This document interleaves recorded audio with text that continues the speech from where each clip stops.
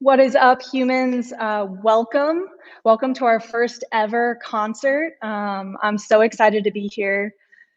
A lot of people know that this month is suicide prevention and awareness. And for us, this is the third year of rethinking this campaign and trying to figure out, like, how can we talk about this in a new way? How can we bring in more voices?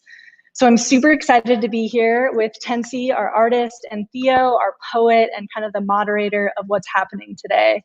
We are doing a unique experience all through the month of September. We will be doing a concert every Thursday.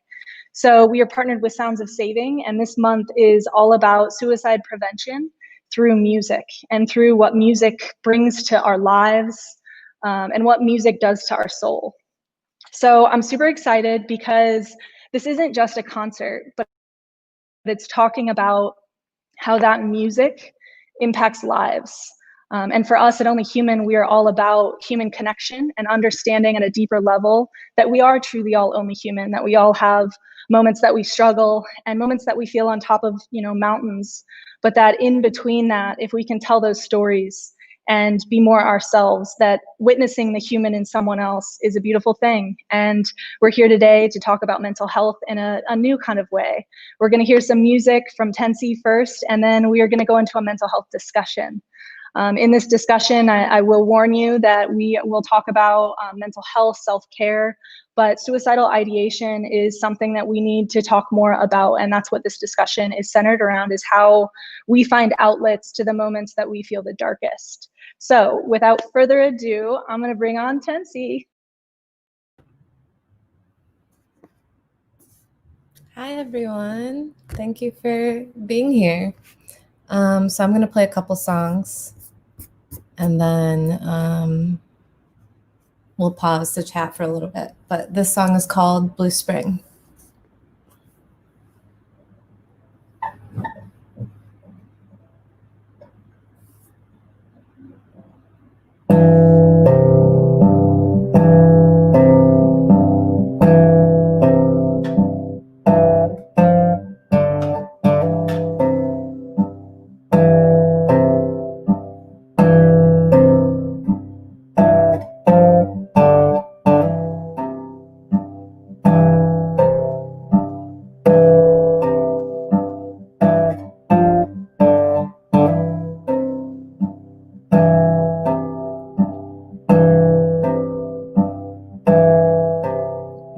Cheeks wet again,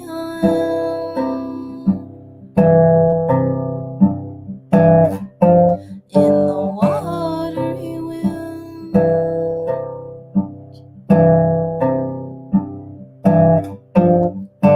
I can't pretend I'm not a dog tied to a porch.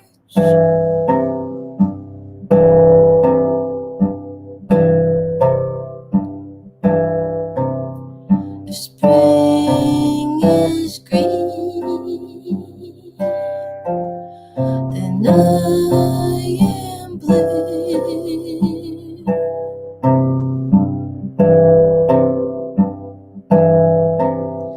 If spring is green, then I am blue.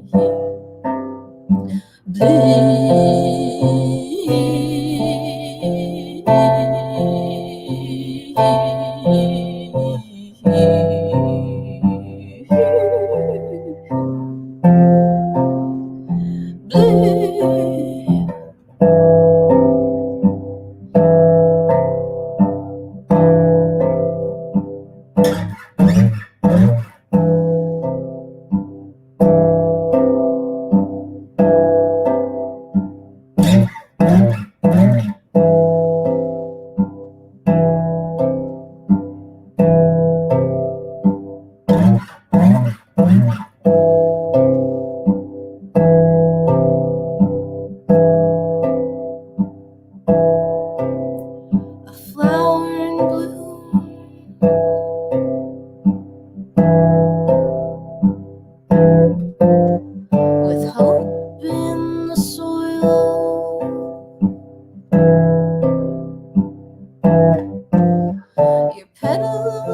shadows melt their way into my skin.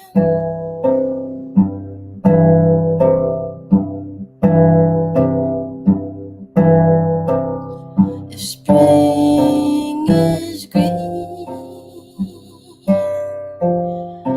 I am blue.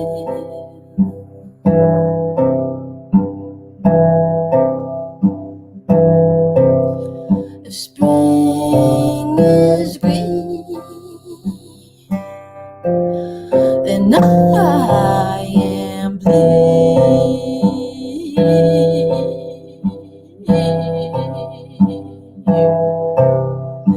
Blue.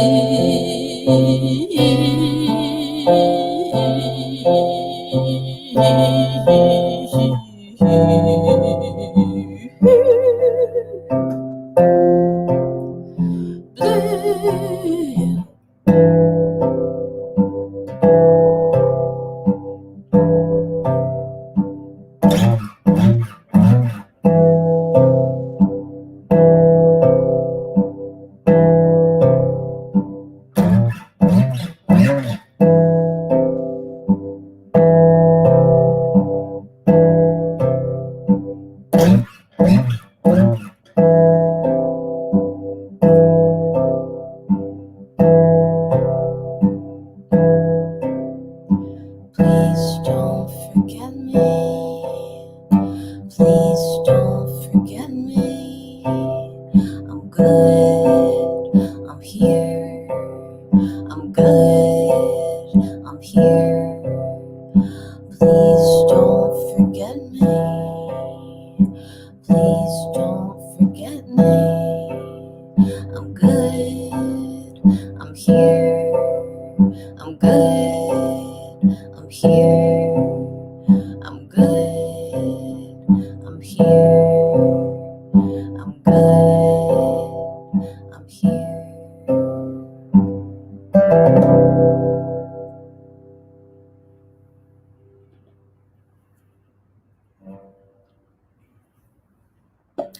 Thank you. I'm going to play a new song.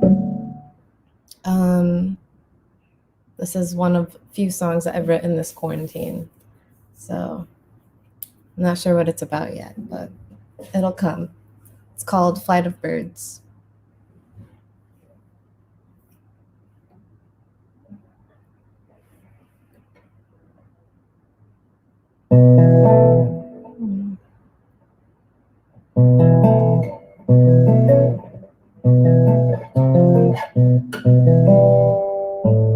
Oh, just kidding. I need to tune really quick. 1 second.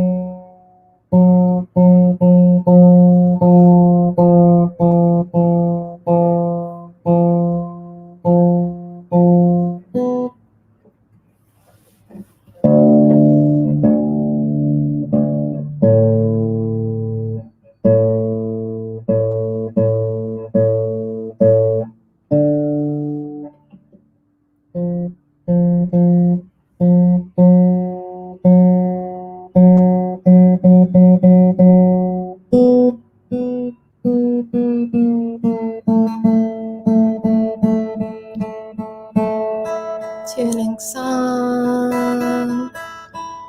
Almost done. Oh. I broke a string. Okay, we don't need that string. It's fine.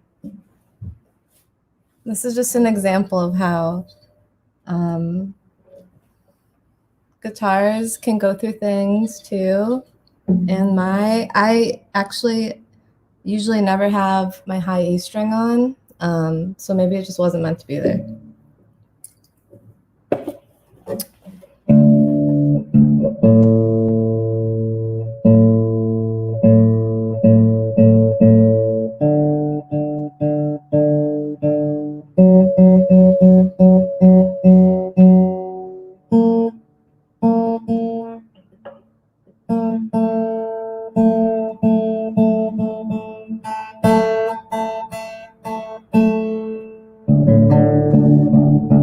Sorry.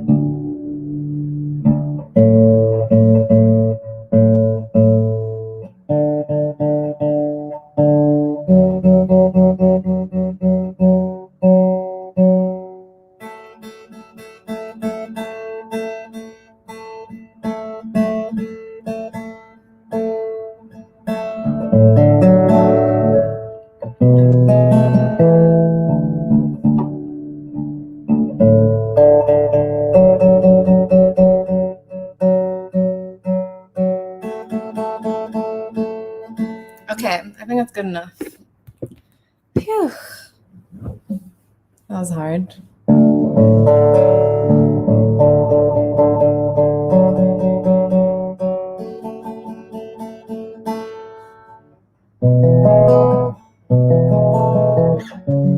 Okay, here we go.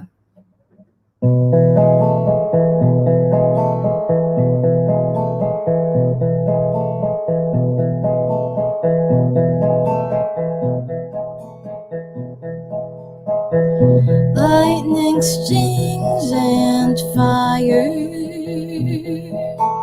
burns, burns, burns. It burns.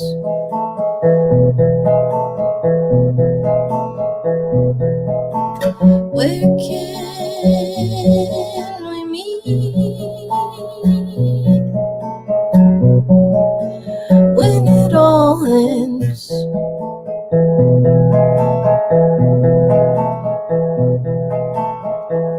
Leave the pallet on the floor, floor, floor, the floor.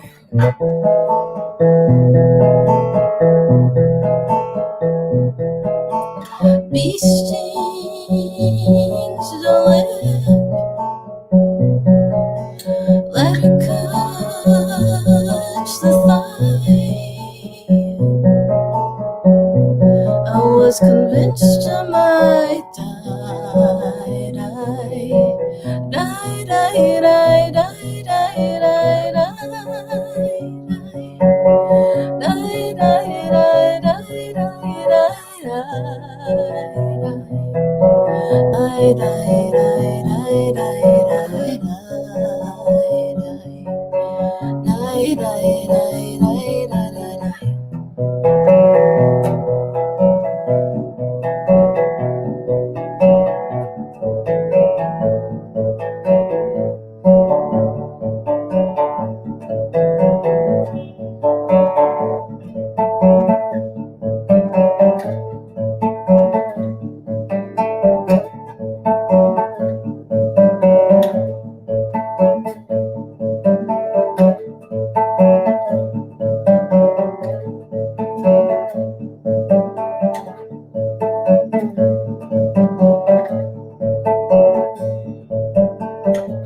morning dove in the rock state.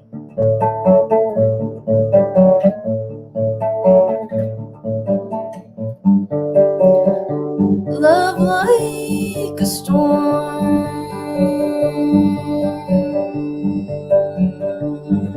and a flight of birds.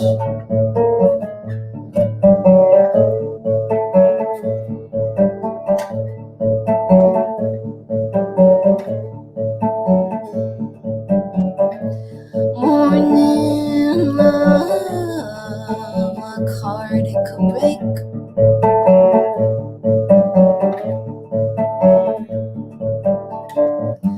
Soft like a yoke in a child's hands.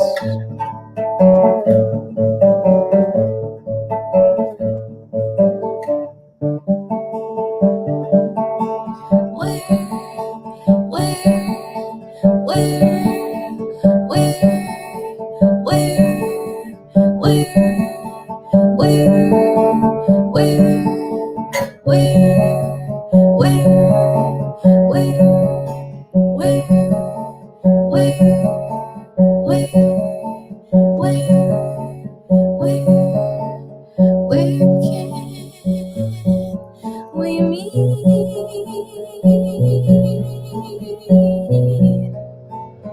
when it all ends.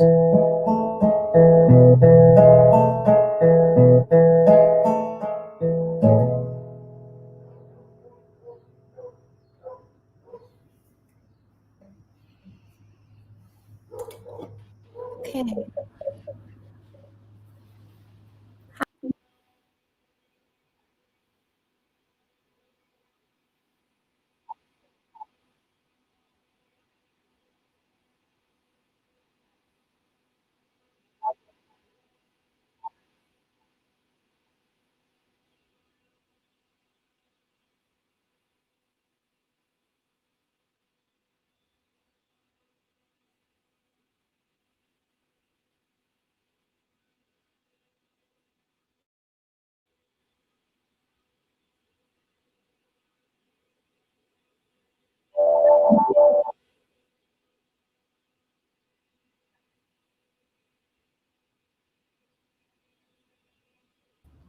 Something in the background. Oh, wait. Now try. How about now? Okay. That's good. Cool. Okay. Sorry about that, y'all. Oh, it's all right. That was awesome. Thank you. So I especially love that song, Blue Spring, and I think that was actually going to be my first question. Oh wait, it does. It looks like they still. You can hear me, but I don't think that anyone else can. Uh-oh.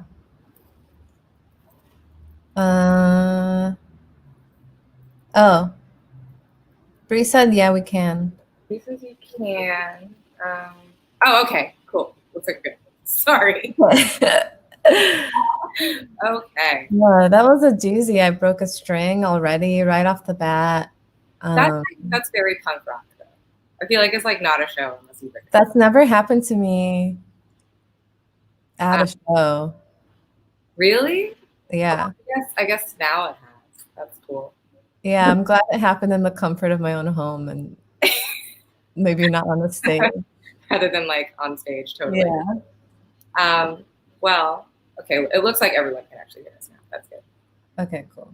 So I particularly love Blue Spring on the record because it, at the very end of it, you get to hear this very like tender, very poignant voicemail from your grandmother, Hortensia, who I understand is like the source of the name Tenci that you perform under.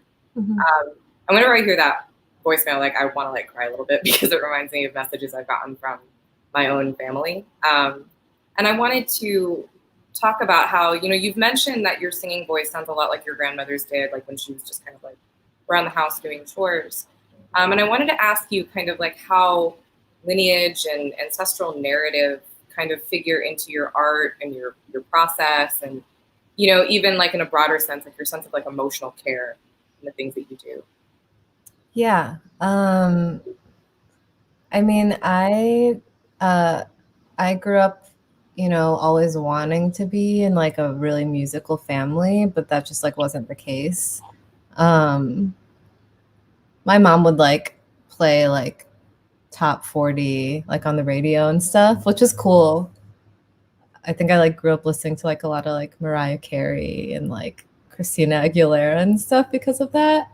But yeah, I always like wished that like, you know, my mom taught me how to play guitar. Like, I don't know, I feel like some musicians have like these like cool origin stories that relate to like their parents or like some family member kind of teaching them how to play an instrument or sing. But yeah, I think I like, you know, really wanted that, and I like searched for that in different ways. And like how you mentioned, like my grandma just like kind of like singing or like having like novelas on in the background, which was like very like dramatic, you know, sounding. I think I just like subconsciously started to pick up on that a lot. And I always thought she had like a really beautiful voice. And I think like I just started mimicking it as I started making music. I didn't even realize that I was doing that until I started like piecing everything together. But yeah, I think also like as far as like kind of like tying things back ancestrally, like I come from a like 3 generations of like single moms, and I think that plays a lot into like my mentality when I approach things and like try to like accomplish something, or just like in my writing.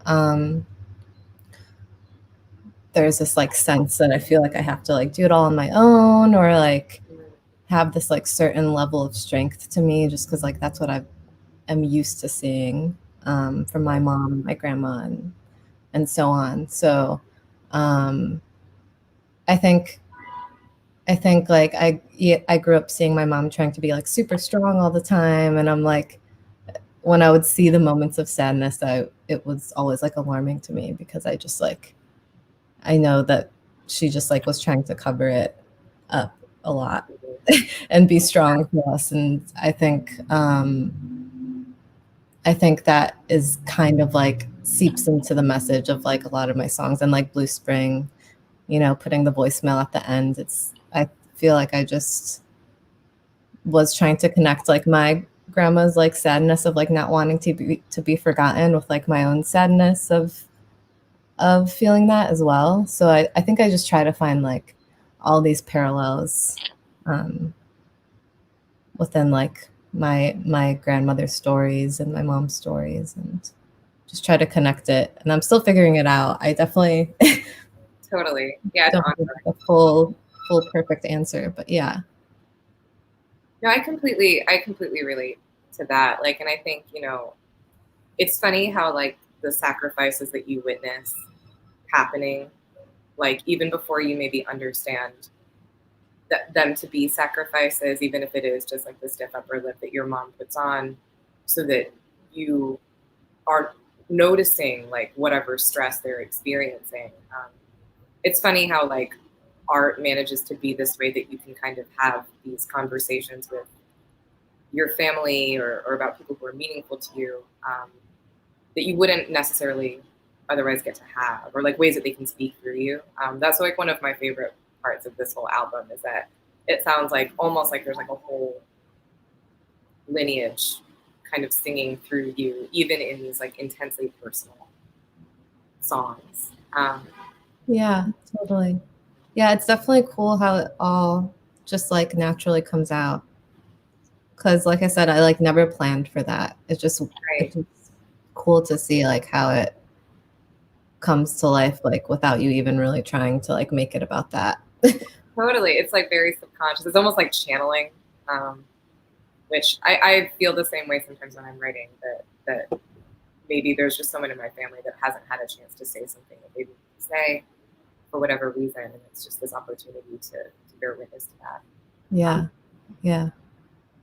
So I wanted to shift a little bit and to sort of ask you about whether there is like a therapeutic relationship maybe that you have to your art, like both, you know, in terms of catharsis and in terms of like literal therapy. Like I know we chatted about this a little bit before, and I know that like for my own writing, I feel that the work that I make is much stronger on the other side of having been in like a ton of therapy, and that I even write better when I'm in therapy. It's sort of the opposite of that like artist, like tortured artist myth. Like I actually don't find that I function that well under this.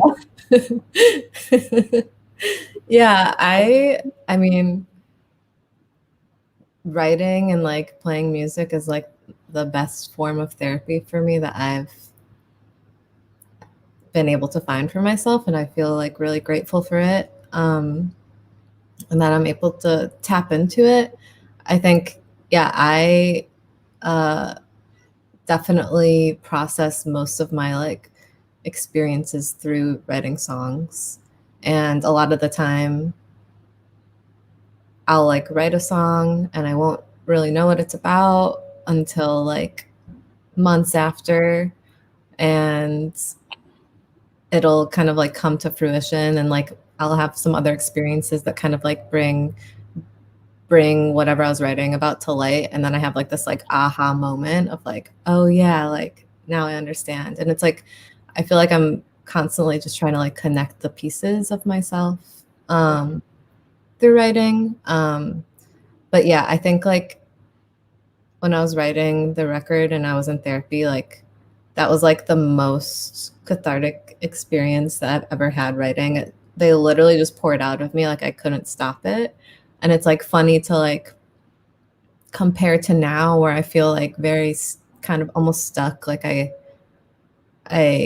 am trying to write, but it's been really hard, and I haven't been in therapy for a while, so I feel like just stagnant. But yeah, I think I definitely relate with that, and I need to find a therapist. Yeah, I'm with you on that. Honestly, I'm not in therapy right now either, and I'm like, oh man, just given that everything, maybe now's the time to get back in there. Well, this is why I feel so awful. That makes sense. Totally. And it's interesting too. Like that makes me think of like a whole bunch of things, but I think it is really interesting to think about like art as this way of processing emotions or like events that can't become immediately clear to you, like what their value is, or even like what role they play in your life, and like how, you know, grief starts out as this thing that seems absolutely insurmountable, and literally just with time becomes maybe more manageable, whether it's just like a thing that you live with, or you understand what it means to you, you see another side to it, or like processing like a traumatic event, you know, it, in some ways it can even not lessen, but maybe the work that one makes out of like a traumatic experience could sort of go beyond what was originally like the original event that inspired the work. Yeah. Yeah, I think it's like cool how those things can like shapeshift. And I think it's also cool to like have a place to put it too. Mm-hmm. Yeah, And like like revisit it, you know. Sorry, I did not mean to. I was. It just reminded me of how you'd said before that like No Wings was started out, or you thought when you started writing it that it was going to be very difficult to perform. Yeah. Yeah, No Wings, I kind of wrote like for myself to kind of process like some childhood trauma that I was trying to work through, and I was like, I'm never gonna perform this. Like I wasn't gonna put it on the album either because I thought that it was like too personal because I know what it's about. But I think like while I was going to therapy, one of the cool things that we did is we like dissected the song, which I didn't ever think of, but my therapist suggested it. And it was like such a freeing moment to be able to like line by line dissect the song and like talk about like what each thing meant. And then also on top of that, I feel like I was trying to like write a song that sounded kind of like happier or like happy to me, I guess, and make something really sad sound like a little more cheerful. And also so that I could like perform it without like feeling overly vulnerable, you know? Totally. But yeah, that was a really freeing experience. And I feel like I'm happy with the decision of like putting it on the album, and like, I feel like it fits, and now it's like one of my favorite songs to perform. So yeah. That's a very exciting development. Like you have to sort of like just like considering that it starts out from this like very raw place that you're not even sure that you want to share, that now can become this piece of music that like other people get to experience, and it almost takes on a life that's absolutely just beyond what happened. Like it's like a very powerful thought, maybe, that like that's a way that you can kind of name the things that hurt you, kind of gain control over them in some small way. Like there's, limits to the control that we have over things, but that's just like a very beautiful sentiment. Yeah. I am like so grateful for that. That's like something that like we can like tap into as like humans, and like I feel like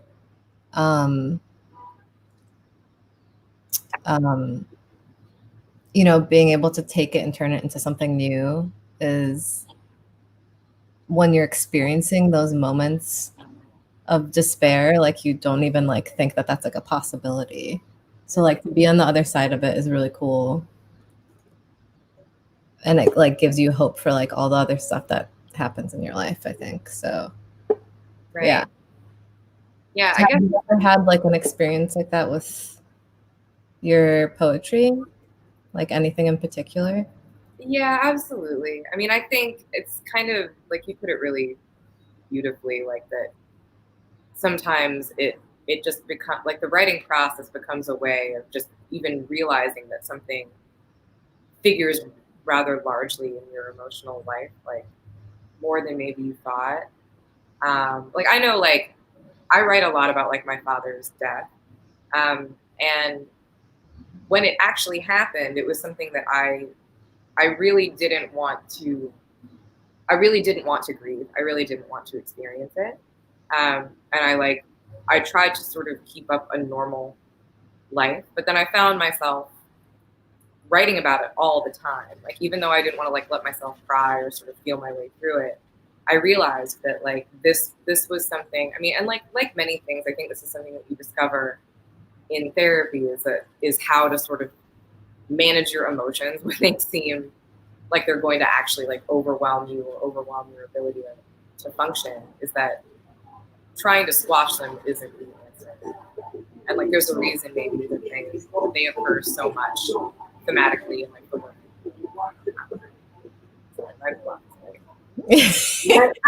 Sounds fun over there. Like every 30 minutes, you should come over. Yeah, that's really powerful. I feel like, it's funny how like it'll just come out of you and you like didn't even really intend to like sit down and like I'm gonna write about this or I'm gonna like think about this right now. Like Right. I feel like it's like your body and your mind being like, you have to like. Yeah.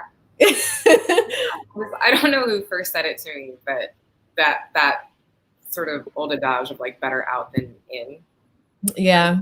Largely because you can't really keep it. Doesn't Shrek say that? Sorry, who? Shrek. Oh my God, does he? Can I tell a secret? And I hope this doesn't. I've never seen Shrek. I know. Oh my God. That's like one of my favorite movies, embarrassingly. That's got to go like on my list. I think it's kind of like a modern classic. There's so many zingers in Shrek. You should watch it after this is over. I'll make that like my primary sort of active self-care.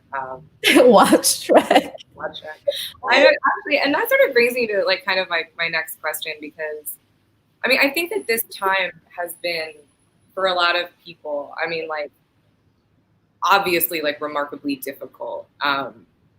Whether it's like re-traumatizing in a lot of ways. Like I know like I've struggled like with suicide ideation like on and off in various forms of severity like through most of my life, and like it culminated in a pretty serious thing like in 2017, and I'm finding that like it's actually really easy to sort of go back there, like go back to that mindset now when we're in these like really I mean, it's honestly a pretty traumatic time we're living in. We have like a global pandemic happening. There's this like reckoning with like these long existing structural inequalities, like systemic racism and violence and administration. And I'm just kind of wondering like how, and you mentioned being stuck before with like your creative process. And there's this like two sides of the coin of like, I'm stuck inside. Like I might as well be writing something. Like, why am I not being more productive? And then there's that other side of your brain that's like, you're going through a trauma right now. You need to actually maybe just take a bath and eat a snack and just try to drink the water. How is it kind of like, how is this whole situation that we're in kind of like impacted or altered your creative process, like your ways of self-caring right now? Like, would you consider like making music part of that self-care? Like, have you found like other strategies? Yeah, I mean, it honestly has been really frustrating because I feel like I am still trying to figure out what that form of self-care is, like what a good like consistent form of self-care is, like while all this is going on. And I also feel like the world is experiencing such an immense like grief, like we're all like grieving together, and I like definitely feel the weight of it. And I feel like I um almost, don't feel like I have the space in my brain to write when I'm like, it's frustrating because like that's like my form of like how I like work through things. And sometimes it's just been like really hard. It's like been like pulling teeth. So I feel like I've found that for me, it's been better to like root myself in like more like tangible, like routine based things that are very simple and that I don't have to like think about too much because of all the other stuff that is happening and that I'm thinking about. And so like, yeah, whether that's like making like a really nice meal for myself or going on a walk, like it's just like, I don't know what you would think of for like self-care, like routine based things. Like I feel like it's easier for me to think that way than like be like, oh, I'm gonna like sit down and write a song and process like this grief that we're experiencing right now, because that, I mean, yeah, it just doesn't like make sense for me right now. But yeah, it's just been really hard. I still am trying to figure it out. Have you been writing more or less? I, I mean, I think you put it really beautifully, like in terms of just trying to find these more like simple routines, like making a nice meal for yourself. Like I've been getting really into cooking like a lot because you sit down to write and then I think like it becomes really difficult to process something that isn't over yet. And so rather than being in this space where I can sit and reflect about like, well, what does it mean that we're going through this time of like enormous reckoning, or like what does it mean that we don't actually really know what's going to happen next?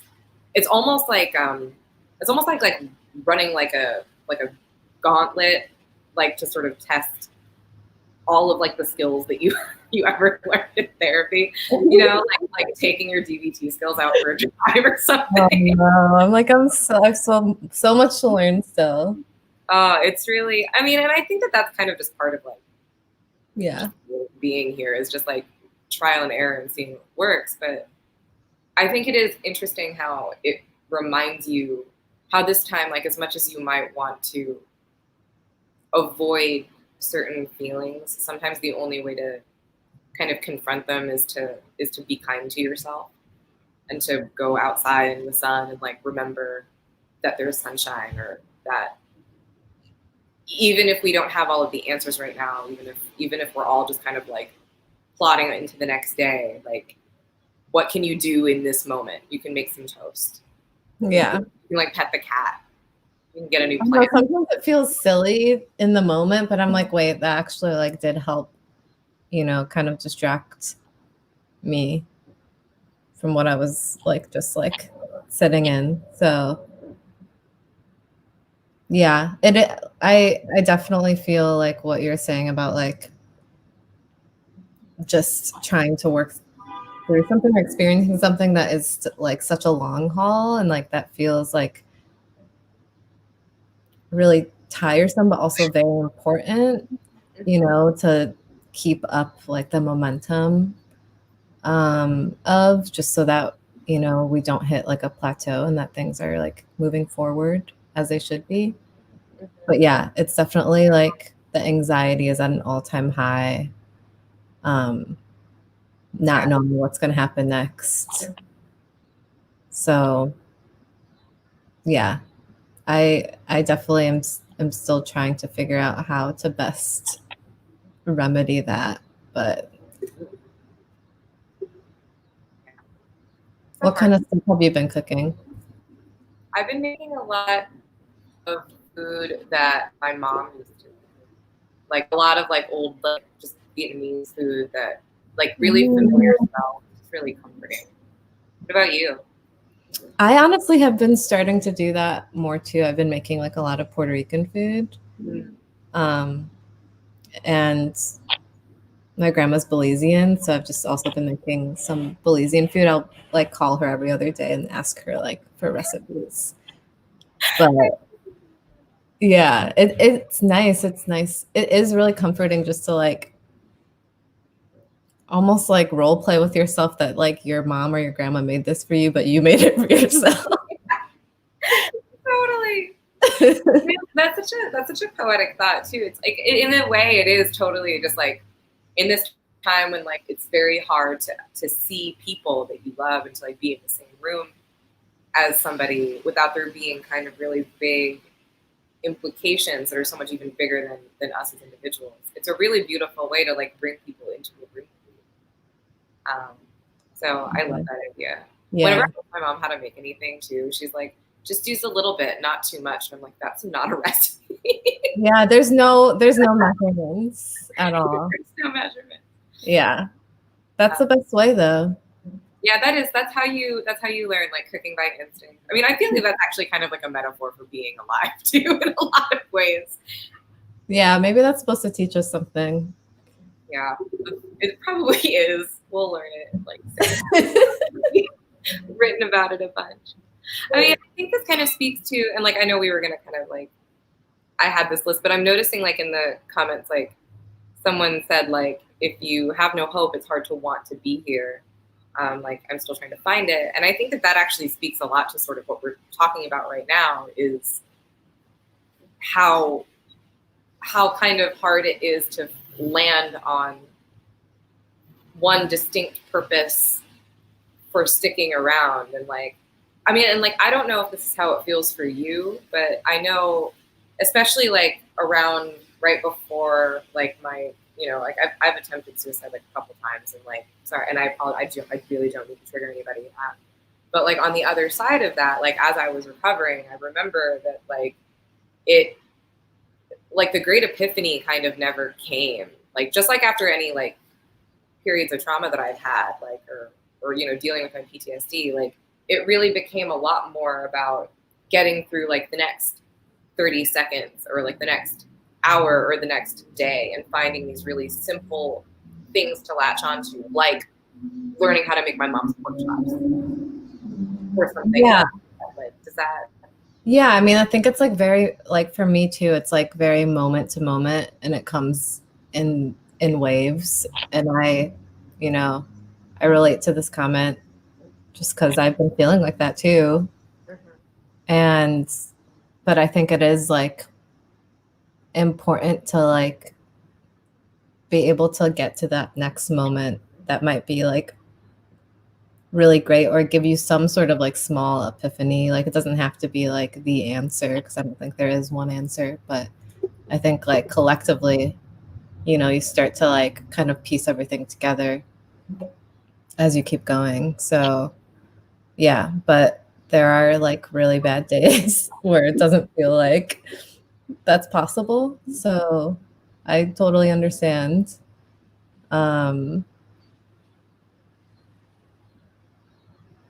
Yeah, I'm losing my train of thought now. How do you see the comments? I can't see them. Oh, they're on. If you click away from the private one that like we're in, then it's just like right next to it.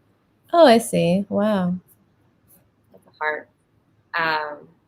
Cool. Okay. So this actually kind of does take me into my next question, which we didn't really quite talk about like the first time that we talked, but like sort of within this like wider conversation about like feeling kind of stuck right now and feeling your way through like past experiences of trauma and like what it means to sort of exist right now and to try to keep going even when often it feels either impossible or futile, um, or kind of hard to consider. Like what are you looking forward to most, like about the future? Like, and I know that that's kind of like a hard question, but like I mean like I feel like I have had such a weird sense of time ever since this kind of all began. But I think that like in a lot of ways,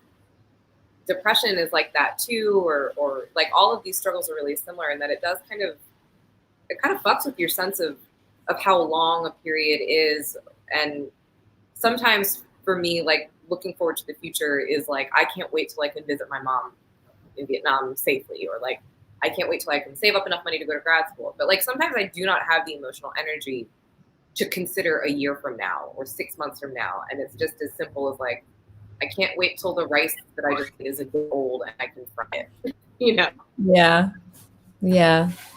I mean, I think on a smaller scale, I mean, this is like a medium-sized scale, I think. I am looking forward to like being able to travel and stuff, because before this was happening, I had a trip planned to go visit my grandparents in Puerto Rico, and I'd never been there before.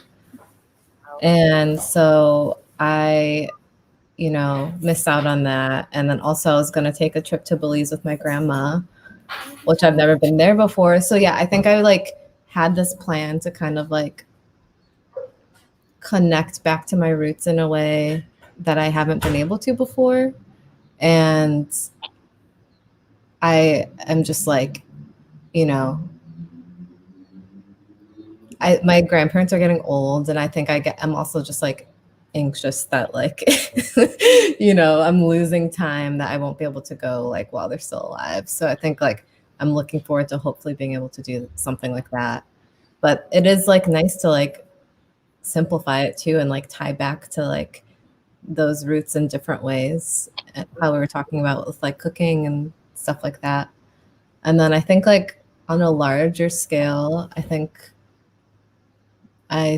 about like the sense of renewal like for the world, and I feel like it's like sometimes can be overwhelming to think about, but I also think that even though things can seem like really stressful right now, that there is like this really heavy need for like the world to kind of like start over. And it can be scary, but I think it is really cool and like something to look forward to and like work towards. So yeah, I think, does that make sense? Totally. I mean, and it's true, like if nothing else, like the fact that we are experiencing this particular time collectively, ostensibly, like it does in a weird way connect us all to each other. And like it is like a perfect excuse, I think, to sort of try to foster community in like whatever ways that we can, and try to just sort of move forward. We're never gonna, and I actually like this comment just kind of read my mind, like how it's not gonna go back to normal, like, and that's so totally true. Like there is no going back to like what it was before. And in so many ways, like I mean, like, and I think that there like is a huge place for like grieving a lot of the things that maybe we feel we've lost, but just as much, it's this opportunity to sort of like push forward to like a better future as like an entire society, and like, kind of cut ourselves loose from things that like don't serve us anymore, which is like something I feel like I've heard a lot or learned a lot about in therapy, is just sort of like what mechanisms do you have, or what thought patterns do you have, like are actually holding you back, like however true they may feel. Like how can you sort of rewrite the truth for yourself and rewrite the future? Yeah, that's really strong. I feel like it's also like just like this upheaval of everything, like all this shit is coming out and it's like awful, but I think it needs to happen. And like similarly to like how when you are processing like a traumatic event and like it comes out like all at once and it might feel really bad when it happens. Like it's when you like experience like the relief at the end of it and you experience it as like a new thing that makes it really cool. But sorry. I lost my train of thought because I saw my roommate in the background. I'm waiting for the door to open for mine to come home too. Like she knows this is happening. She's gonna be like right now. My roommate was like, "I'm gonna dance in the background of your video." Oh my God. Perform. I'm like, okay. Sort of towards that, like I think, you know, it's funny how like a lot of what we've been discussing has been sort of growth forward from a traumatic event, and both, you know, on an individual level and as we were just talking about, maybe like on a really big collective level, just as like an entire universe of people who are going through this right now. Is there anything that like you now would tell, like if you could tell your younger self anything now, like what would it be? Like what would you, how would you talk to her, you know? I think about this all the time, like in terms of like my younger self, because I think like one of the biggest things that I've learned has been that a lot of like, I guess like recovery or feeling like mentally or emotionally well is like, has to do with being really gentle with oneself, forgiving one's younger selves or previous selves in an effort to move forward. Yeah. I think that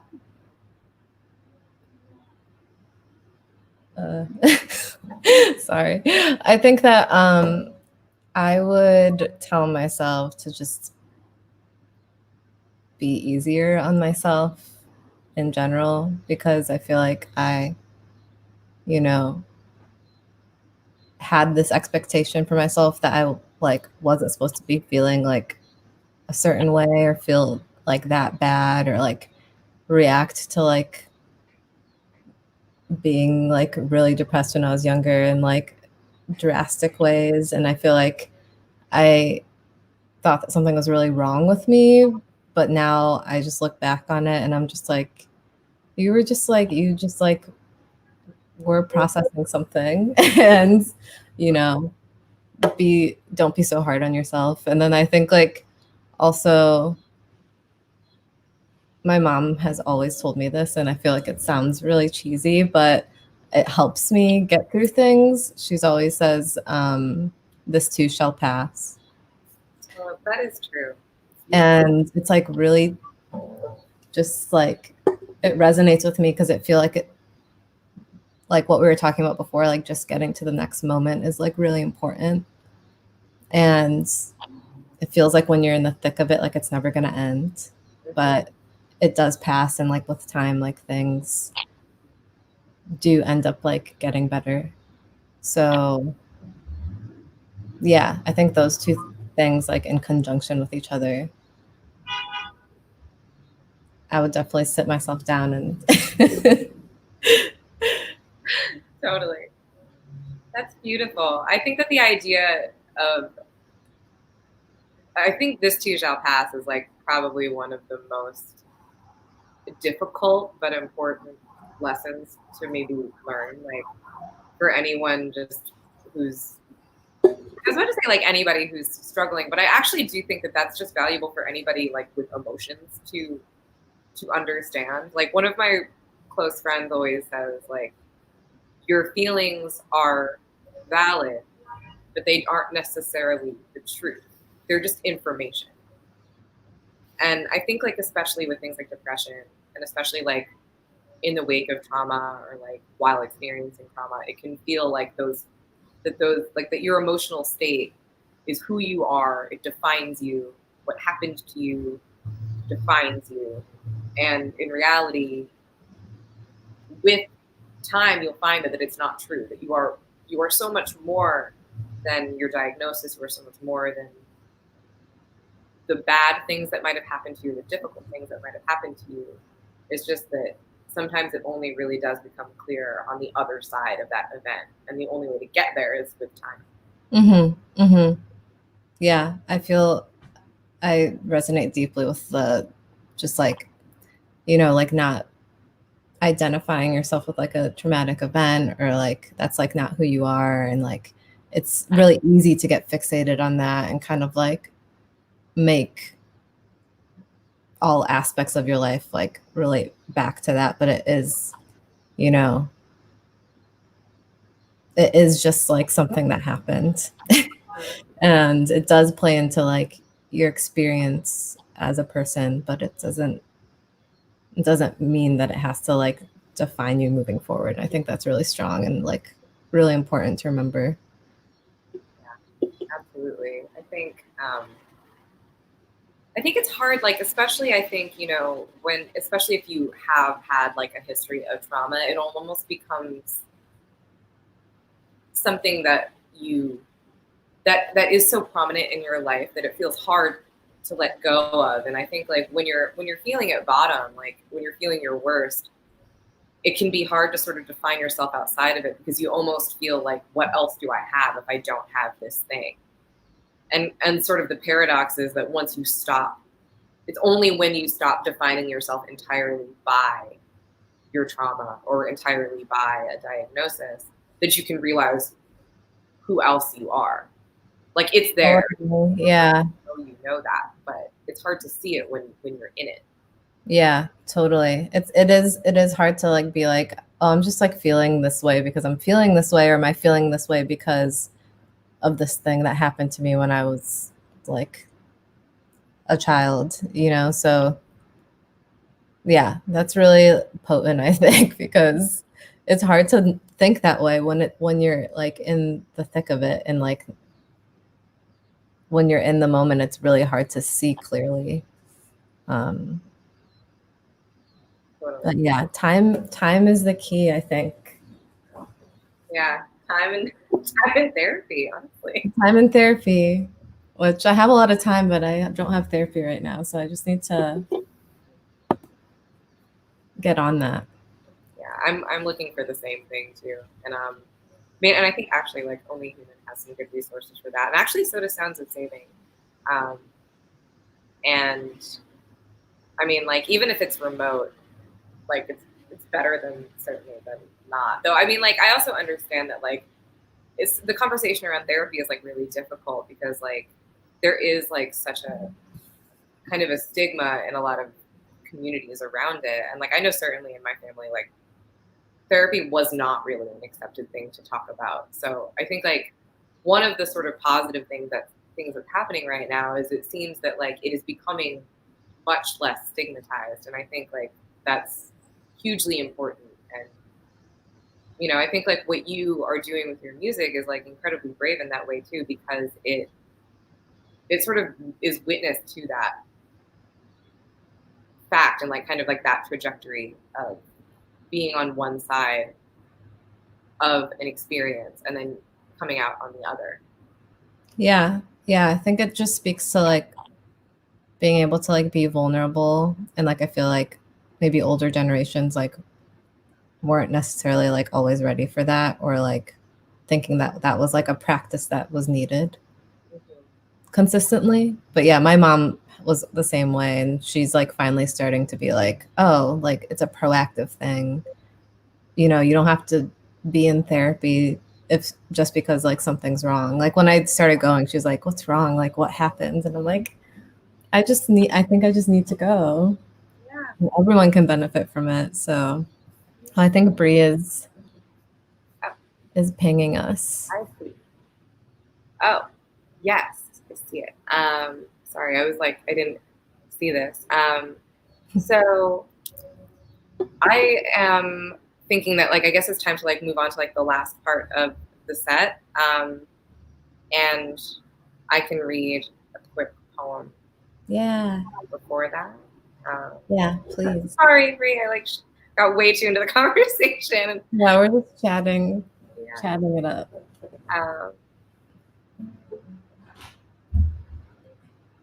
Okay, cool. So I just have like one, like rather, I think it's short. Poems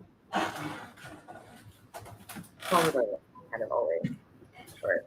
I wish I were one of those poets too who like could memorize their work, but I'm just not. Like it just like won't stay in my brain. No, that's fine. So you don't need to. So, all right, here's one quick one, and it is called 5 Lives. 1. I am alone and no one is watching me finish my kanji, watching me put on my brother's clothes. No one is watching her arm have the air. No one is watching me still like prey, make fists after. Now I'm afraid of everything and everyone looks at me. I don't know who I am except when I'm high. 2. I get high and think about less dangerous ways to die, like learning to skateboard and continuing to put off learning to swim. The truth is, I can stroke. I can crawl. If you got me on my back, I would chart a new ocean, but I can't tread water. 3. I let the cat in while I pee, and I say it's because she's lonely. I know nothing about clean. Every morning I wake up and pray that today I won't be an albatross. Which is worse, that I keep my father's knife on the windowsill, that I don't know what he did with it, or that I don't know why I don't just throw it away. 4. I have been mined for fool's gold, and I would like to say they knew what they were getting. Canyon crater navel, reaching root of scar, an orange peeling open underground. I'm sorry. How does anyone believe in anything they can't kill? 5. I would like very much to believe in love. I would like very much to believe in this body, but I know better. Last year, I held my throat shut. Last year, I told my heart to stop. In May, I got a mirror, and in October, I hung it up.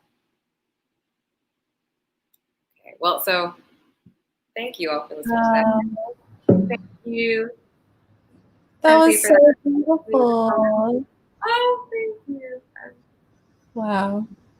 Weird with comments, but I appreciate it. Thank And thank you so much for reading that. That was so beautiful.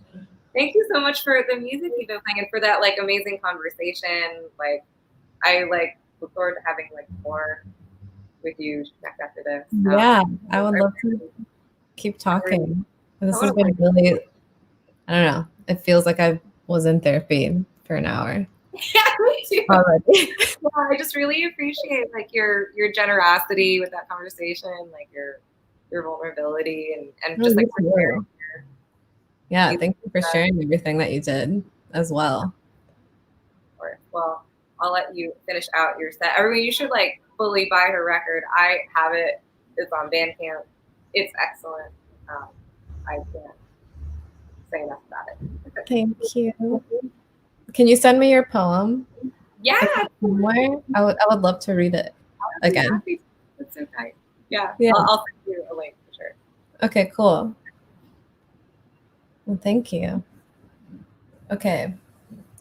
I'm going to play just 2 more songs.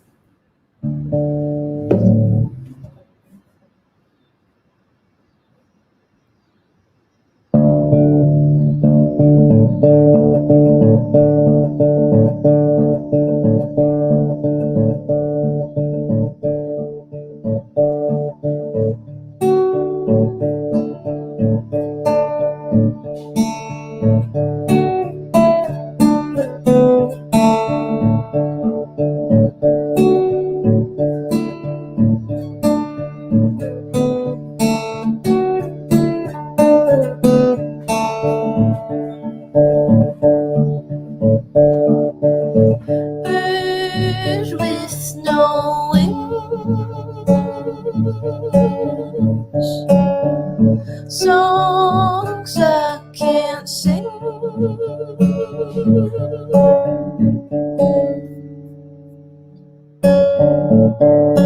Your touch is alive.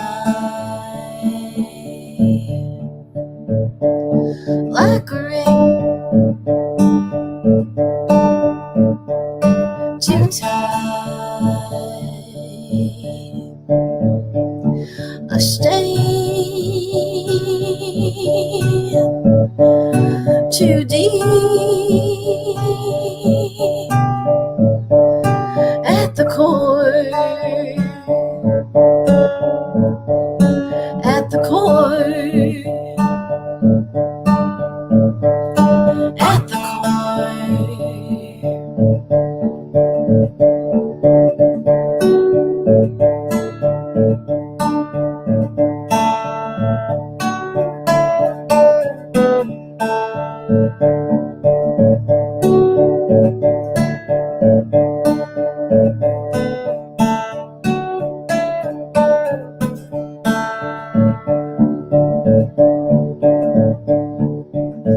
Is this a game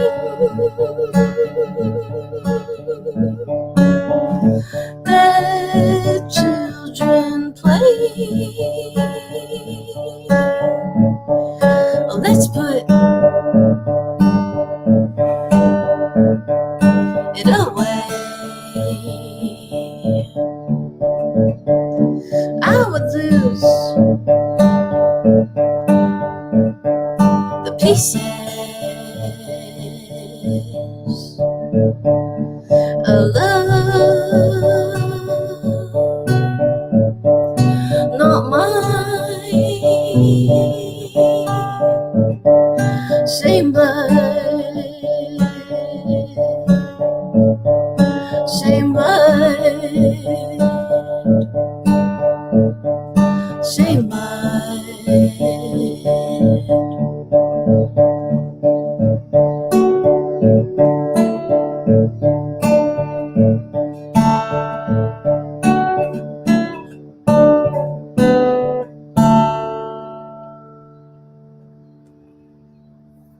Thank you. Do I have time for one more?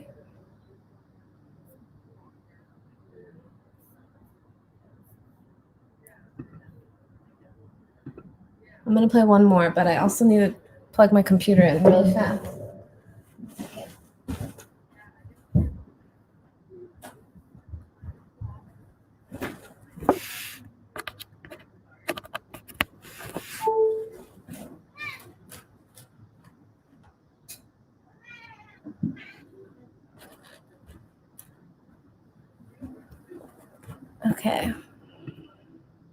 Okay, I'm gonna play one more. Thank you guys for watching. And thank you to Sounds of Saving and Only Human for having me. And thank you to Theo too for that amazing conversation. Yeah. Hope everyone stays safe and is doing as good as they can be. And this last song is called Earthquake.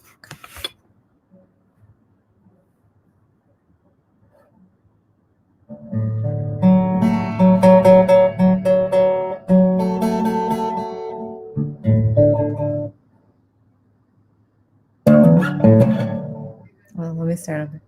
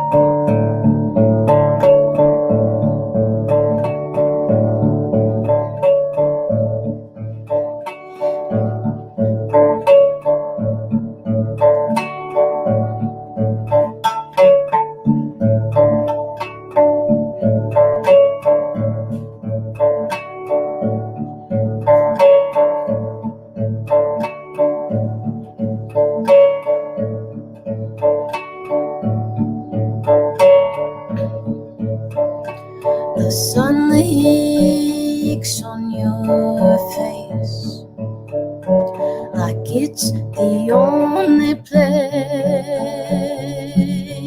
it could ever live. It's no surprise it's no surprise, it's no surprise.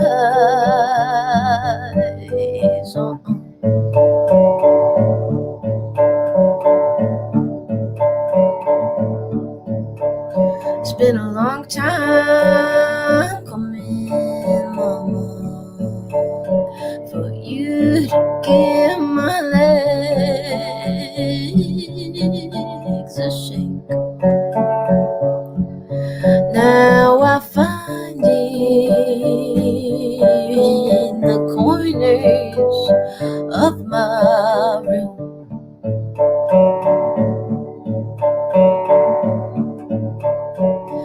Can you stay?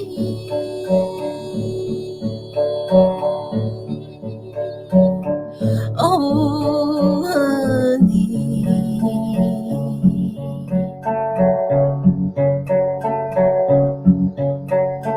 I'll keep 'em warm for you, so you stay.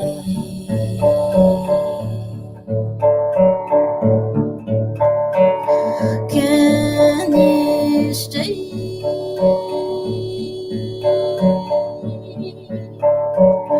Oh, honey,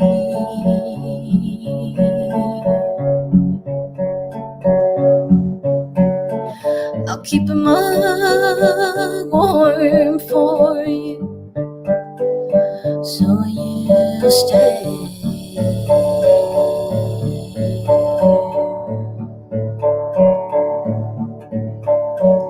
Stay.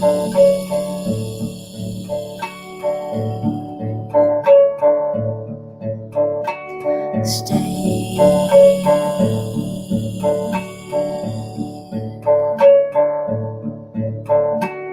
Stay.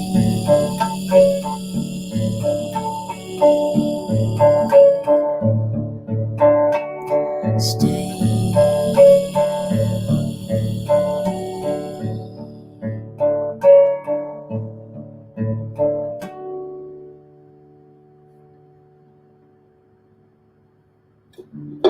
Thank you guys. Have a good night. Hey everyone, thank you so much for joining us. This was the first time we've done anything like this, so obviously we're human and we're feeling this out, but that was such an incredible conversation to just witness and be a part of. So thank you, Tenci. Thank you, Theo, for being such incredible guests to share what you've been through and to be vulnerable in that sharing is always this incredibly beautiful thing to witness. So I really appreciate both of you. Thank you to Sounds of Saving, who is our nonprofit partner this month. Every month we release a new line of clothing that has a positive message in the world. And Sounds of Saving is our benefactor this month. They'll be getting 10% of all of our profits as a company. And along with that, we're offering a lot of resources. We have a free month of professional counseling that you can get. We have an awesome partnership with a meditation life coaching app. All of those can be found online, onlyhumanco.com/resources. We do believe that suicide can be prevented, and it's through community and growth and conversation. And that conversation oftentimes looks hard and feels a little funny inside, but that usually means that you're doing something right. And I recently read from Glennon Doyle that, you know, a lot of times we think that being human is about like being perfect and being this like button up version of yourself. But a lot of times being human means hurting. It means going through and having to process things that we've been through. And when we can do that with one another and when we can do that out loud, there's this certain type of bond that happens. And I think that that can only truly happen when we're with other humans, that it's not just text on a screen or connections on social media. Like it's not just following each other online, it's finding each other in the real world. And now this new virtual Zoom thing we have going on in the world. but finding and seeking out that community is really important. And, getting to connect with Theo and Tenci and Nick and Charlie at Sounds of Saving, and getting to hear all these stories from these artists who are artists in different ways is truly beautiful. And it really does allow you to see the human in someone else. So I can't give enough thanks and enough gratitude. This is a campaign that means a lot to not only me anymore, but a lot of people out there. So I really appreciate everyone tuning in. These will happen every Thursday in the month of September. So a really cool musical experience, and then a mental health discussion, and just a behind the scenes look at some of the humans that produce the music that finds us in moments that we need it. So thank you, everyone. We will see you next